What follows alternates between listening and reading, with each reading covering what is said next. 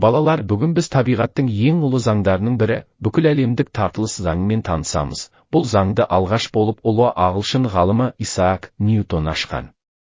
Ол шамамен 1666 жылы алма ағашының түбінде отырып, ағаштан алма құлаған сәтте ойға шомған екен. Сонда ол, неліктен алма жерге қарай құлайды?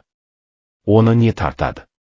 Деп сұрақ қойып, кейін бұл құбылыстың тек алмаға ғана емес, барлық денелерге ортақ екенін түсінген. Ньютон осыдан барып табиғаттағы барлық денелер бірін-бірі тартады деген қорытындыға келген. Бұл заңның математикалық өрнегі F бүкіл әлемдік тартылыс күші тең G гравитациялық тұрақты көбейтілген кез келген екі дененің массасы бөлінген екі дененің арақашықтығы R-дің квадратына. Мұндағы F тартылыс күші, G гравитациялық тұрақты, M1 және M2 екі дененің массалары, R олардың арақашықтығы. Мысалы, Жер мен Ай бірін-бірі тартады. Жер Айды өзіне тартады, ал Ай да дәл сондай күшпен Жерді тартады. Осы тартылыс күшінің арқасында Ай Жерді айнала қозғалып жүреді.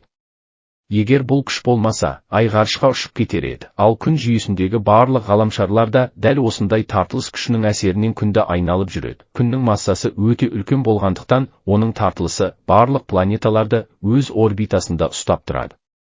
Тартылыс күшінің арқасында біз Жер бетінде тұра аламыз. Егер бұл күш болмаса, бәріміз ғарышқа ұшып кетер едік. Сондықтан тартылыс күші біздің өміріміздің, тіпті бүкіл ғаламның тұрақтылығын қамтамасыз ететін негізгі күштердің бірі.